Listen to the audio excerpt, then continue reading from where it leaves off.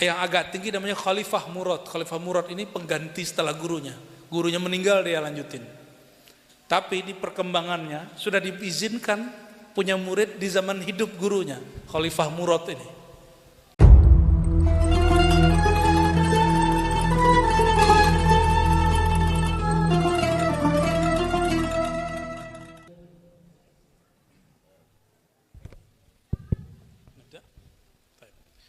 Astaghfirullahaladzim, astaghfirullahaladzim, astaghfirullahaladzim.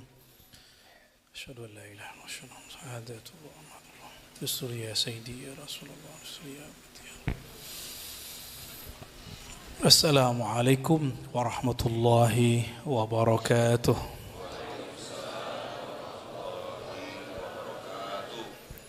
Suaranya kayak Bang Dik ya. Bang Dik tuh kok bisa kayak petir gitu ya. Kayak geledek. Alhamdulillahilladzi ja'alana minal muslimin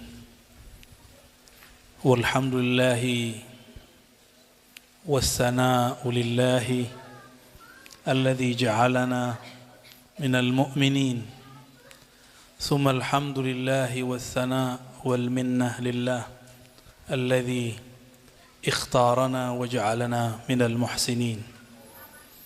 Asyhadu an la ilaha illallah, asyhadu anna Muhammadan abduhu wa rasuluh.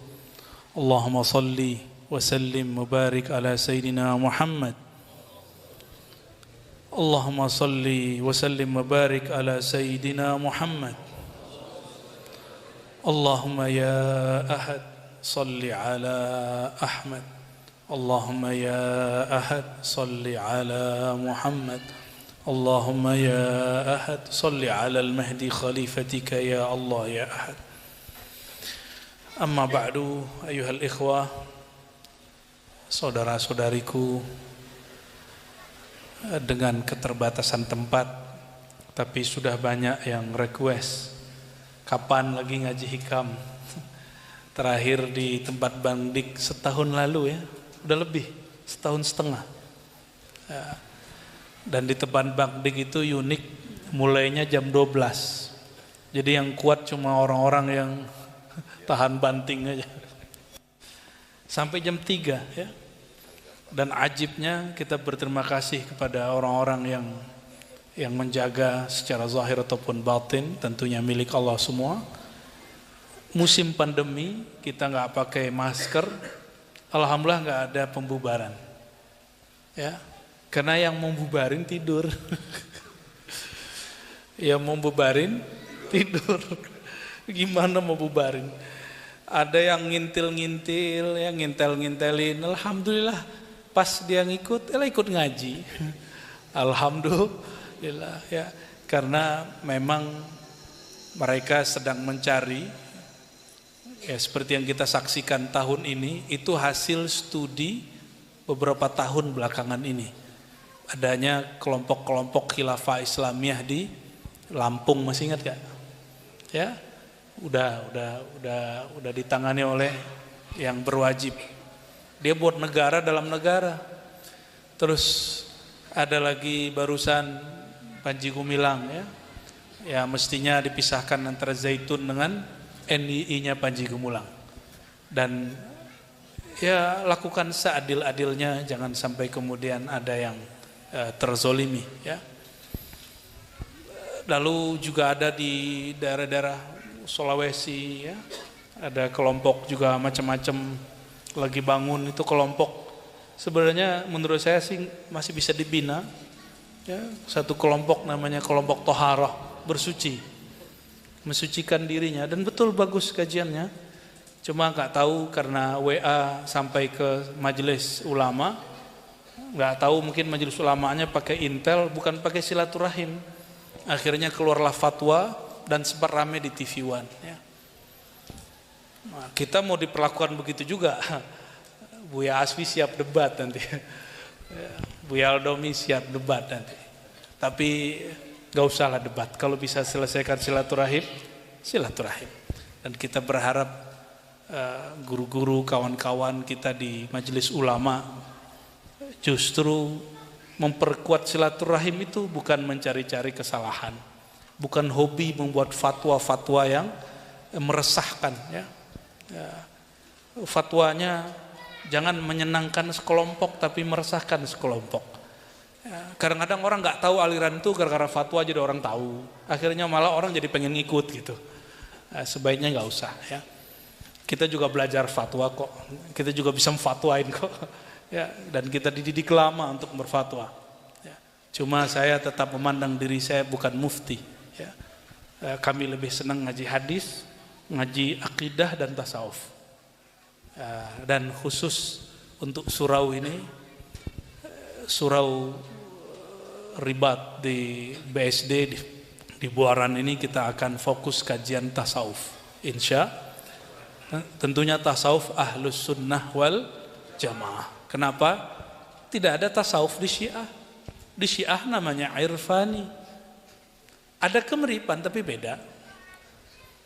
Ya, saya juga belajar tentang irfani dan saya menemukan beda. Tapi beberapa istilahnya sama dan beberapa teorinya mirip. Perbedaannya nanti pada bab thariqah. Jalannya itu beda. Pembahasannya sama. Bahkan orang yang dianggap menyimpang oleh Imam Ghazali seperti Ibnu Sina itu tetap kita baca kitabnya, tapi Imam Ghazali bilang ada beberapa penyimpangan di situ. Ya.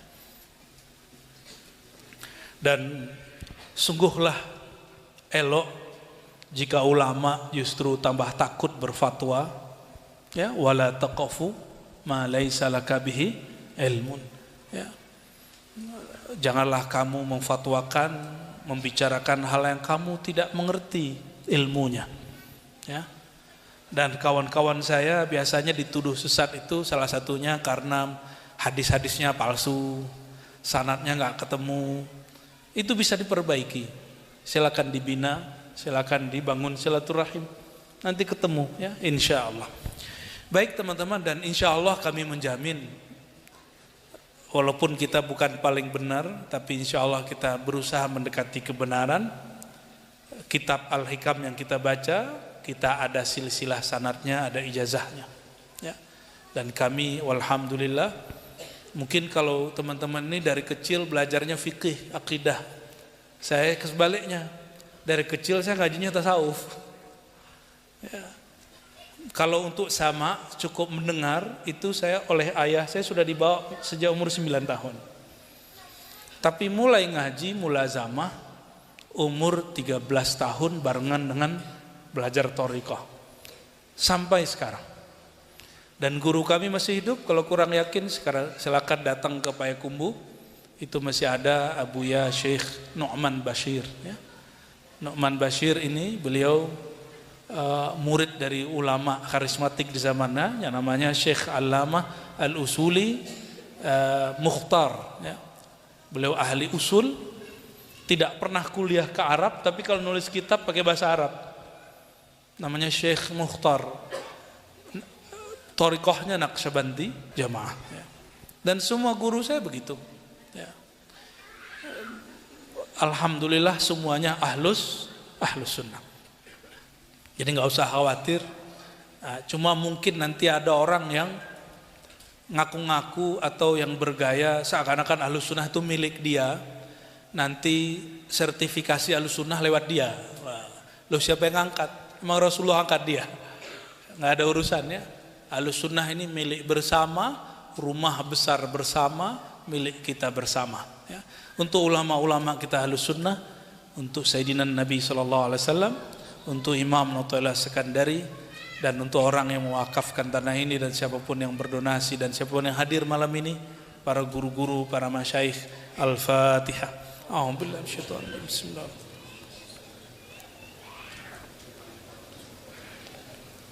Siratal ladzina an'amta. Kalau ada orang bertanya, hikam itu di bagian apa di dalam agama kita? Jadi ada bagian ilmu akidah, ada bagian ilmu hukum, fikih, ada bagian namanya ilmu rohani, ilmu kolbu. Maka ini bagian ilmu kolbu. Maka ilmu ini tidak sepatutnya dinilai dengan ilmu akidah, Tapi basicnya adalah ilmu akidah. Basic dia fikih. Tapi fikih dan akidah tidak bernilai tanpanya. Sholat, kalau rukun sholat ada berapa?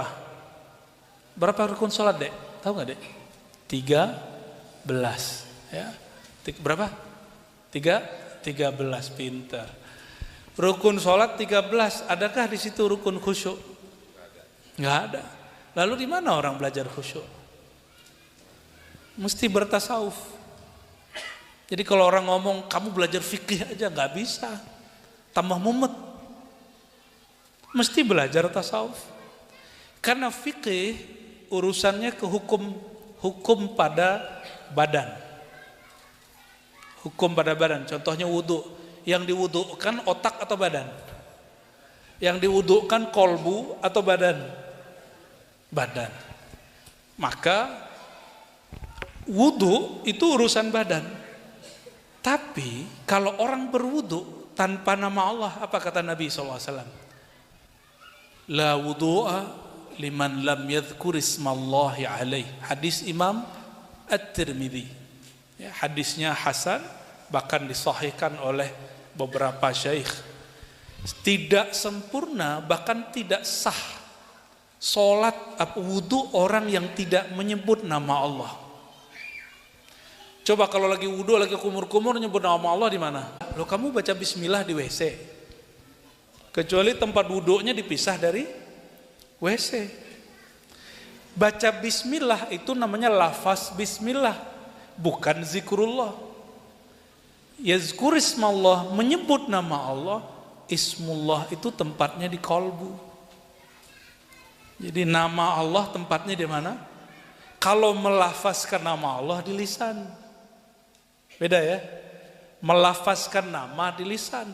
Tapi kalau merasakan nama itu di kolbu. Nah, ilmunya di mana? Ada nggak di kitab fikih? Nggak ada.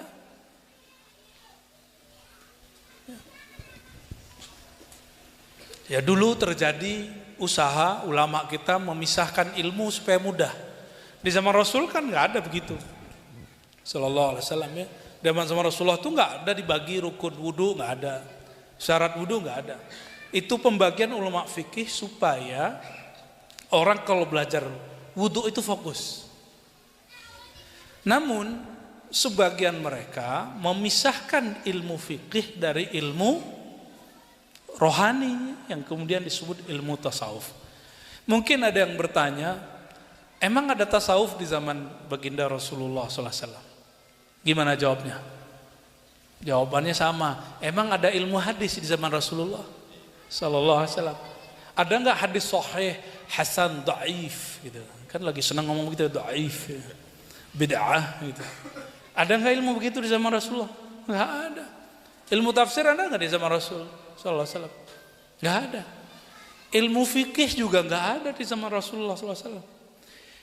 Bedakan fiqh di Quran, di hadis dengan ilmu fikih. May yuridillahu bihi khairan yufaqihu fid din, hadis Bukhari dan Tirmizi. Siapa yang Allah kehendaki kebaikan, keberkahan, kebahagiaan baginya, Allah kehendaki dia mudah faham agama. Yufaqih, Allah faqihkan dia dalam agama. Maka kata Imam Ghazali, dulu fiqih itu mencakup 3 ilmu sekaligus. Akidah, fiqih, tasawuf. Tapi karena perkembangan zaman, jadi sufi kurang keren. Karena gak bisa jadi Pak Hakim, gak bisa jadi PNS. Kata Imam Ghazali nih, cuma PNS zaman itu, qadhi di zaman itu. Maka orang-orang berlomba-lomba belajar ilmu fiqih, ilmu bahsul masail, kalau sekarang debat. Imam Ghazali sampai ke makom itu dan dia menulis kitab Al-Wajiz. Dan kitab yang lebih besar lagi. Itu Imam Syafi'i, Imam Ghazali kalau mau bikin mazhab baru, dia bikin. Tapi dia nggak bikin. Dia malah tetap bermazhab Syafi'i. Kenapa? Kalau dia bikin mazhab baru lagi, dia akan mengulang apa yang diulang oleh Imam Syafi'i. Gitu. Jadi perlukah Buya Zul Asfi, Buya Aldomi buat mazhab fikih? Nggak perlu. Lama-lama ilmu ini misah. Ilmu akidah misah juga jadi debat. Makanya kemudian ada orang masuk penjara, disiksa cuma karena ngomong Al-Quran ini tidak makhluk. Imam Ahmad bin Hambal disiksa, lalu ditelanjangi, sarungnya dicopot, dipermalukan di dalam penjara, cuma karena gak mau bilang Quran makhluk. Apa urusannya coba? Apa gunanya bahas Quran makhluk enggak makhluk? Enggak bikin kenyang, tapi dalam ilmu akidah bikin kafir. Maka banyaklah orang tengkar dalam ilmu akidah. Ternyata yang bikin orang sembuh dari pertengkaran itu apa? Ilmu tasawuf. Tapi ingat, tasawuf itu ujung.